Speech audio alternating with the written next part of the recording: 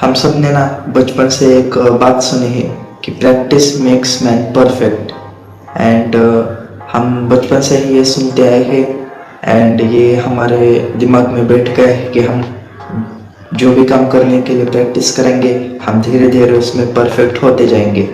And पर मुझे ऐसा नहीं लगता कि ये हर टाइम ये लाइन सही ही होगी, क्योंकि मेरे थोड़े फ्रेंड्स हैं जो एक बिगिनर आर्टिस्ट है और वो डेली प्रैक्टिस करते हैं, खुद को इम्प्रूव करने का ट्राई कर रहे हैं, लेकिन उनको इम्प्रूवमेंट देखने को मिल ही नहीं रही। तो ऐसा क्यों हो रहा है, इसी बारे में आज हम बात करेंगे कि मोस्ट ऑफ द टाइम तुम प्रैक्टिस करते हो लेकिन तुम्हारी इम्प्रूवमेंट होती ही नहीं। लोगों की ऐसी मेंटेलिटी ही बन गई है कि अगर वो कुछ काम करने में ज़्यादा टाइम डालेंगे या फिर ज़्यादा देर के लिए वो काम करेंगे तो वो धीरे धीरे उसमें इम्प्रूव होने लगेंगे, लेकिन मोस्ट ऑफ द टाइम ऐसा नहीं होता। मैं एक एग्जांपल देता हूँ आपको। समझो एक बिगिनर आर्टिस्ट है और वो डेली प्रैक्टिस करता है, लेकिन और वो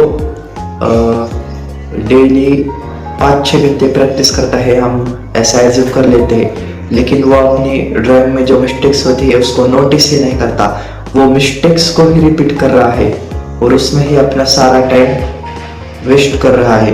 तो उसकी इम्प्रूवमेंट कैसे होगी आप ही बताओ। उसकी इम्प्रूवमेंट होगी ही नहीं। और जब वो 1-2 मंथ्स बाद अपनी स्टार्टिंग की ड्राइंग देखेगा तो उसे इम्प्रूवमेंट देखने को नहीं मिलेगी और उसे ऐसा लगेगा कि यार मेरे 1 मंथ या फिर 2 मंथ वेस्ट हो गए। मैं डेली 5-6 घंटे प्रैक्टिस करता था लेकिन फिर भी मुझे इम्प्रूवमेंट देखने को मिली ही नहीं। एंड ऐसे भी पॉसिबिलिटी हो सकती है कि वो उसके बाद ड्राइंग क्विट ही कर देगा। हर टाइम क्वांटिटी मैटर नहीं करती।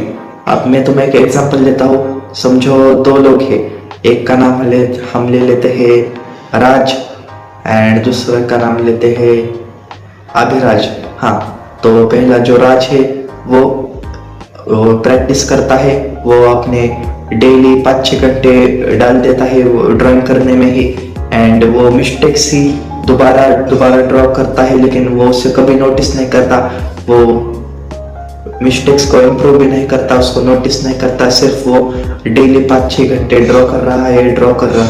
एंड जो अभिराज है वो दिन में सिर्फ 1 घंटा या फिर आधा घंटा ही प्रैक्टिस करता है, लेकिन वो हर ड्राइंग के बाद उसको 1-2 मिनट के लिए ऑब्जर्व करता है एंड देखता है इसमें क्या मिस्टेक हुई है एंड मैं अगले पेज पे उसे कैसे इम्प्रूव करूँगा। एंड वो अगले पेज पे उसे इम्प्रूव करना ट्राई भी करता है एंड ऐसा वो डेली करता है। तो आप ही बताओ जल्दी इम्प्रूवमेंट किसको देखने मिलेगी, राज को या फिर अभिराज को? ऑफ कोर्स अभिराज को।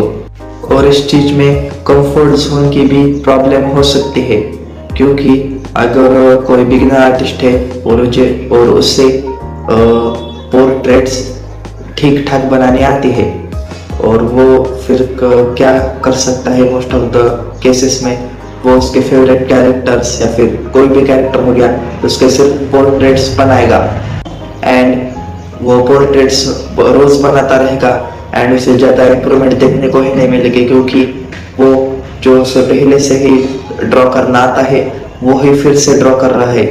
वो कोई नई चीज़ें ट्राई नहीं कर रहा और पोर्ट्रेट्स भी उसके ज़्यादा इम्प्रूव नहीं होंगे।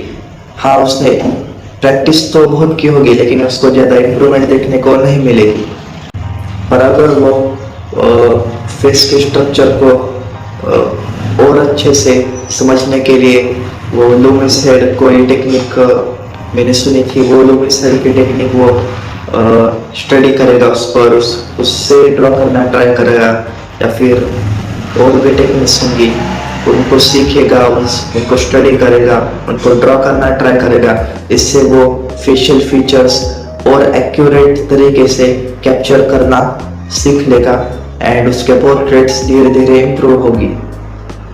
बट वो सिर्फ जो उसकी जो भी टेक्निक हो उससे रोज 1-2 पोर्ट्रेट्स ड्रॉ कर रहा है एंड उसे ऐसा लग रहा है कि वो इम्प्रूव हो जाएगा, लेकिन वो नहीं होगा।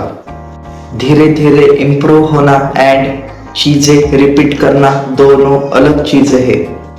एक पॉइंट ये भी है कि तुम ब्लाइंडली प्रैक्टिस कर रहे हो, यानी अगर तुम स्केचबुक लेते हो एंड प्रैक्टिस करते हो, मतलब हम एज्यूम कर लेते हैं तुम फेस को ड्रॉ कर रहे हो एंड तुम्हारे जो मिस्टेक्स हुई है वो तुम नोटिस ही नहीं करते, या फिर अगर तुम कोई रेफरेंस देख के ड्रॉ कर रहे हो तो उस रेफरेंस में फेशियल फीचर्स कैसे है और मुझे इस पेपर पे भी वैसे ही ड्रॉ करने हैं, और तुम्हारी जो मिस्टेक्स होती है वो भी तुम ज़्यादा ऑब्जर्व नहीं करते एंड वो तुम्हारा स्केच थोड़ा बैड बन जाता है, तो तुम एक तो वो इरेज कर लोगे या फिर अगला पेज खोलोगे एंड उस पर भी कोई दूसरा रेफरेंस ड्रॉ करोगे, वो भी एवरेज बनेगा या फिर बैड बन जाएगा, फिर पेज पलटोगे या फिर इरेज करोगे या फिर फाड़ दोगे और ऐसा चलता रहेगा।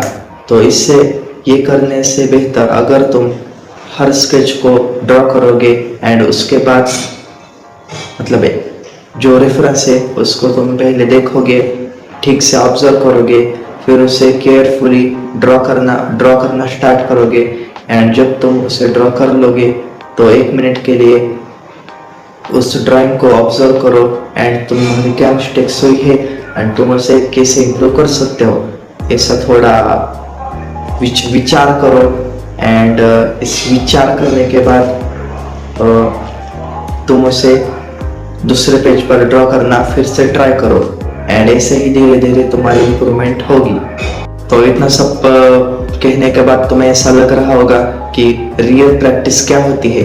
तो रियल प्रैक्टिस ये होती है कि तुम क्यूरियस होते हो, तुम नई चीज़ें एक्सपेरिमेंट करते हो एंड तुम सीखते हो।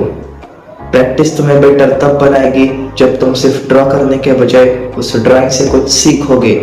सीखना इज द मेन गोल।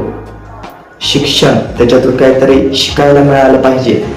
तो ब्लाइंडली प्रैक्टिस करना बंद करो एंड अपनी ड्राइंग की हुई प्रैक्टिस से कुछ सीखना चालू कर दो और उन मिस्टेक्स को नोटिस करना चालू करो एंड आप धीरे धीरे इम्प्रूव करोगे।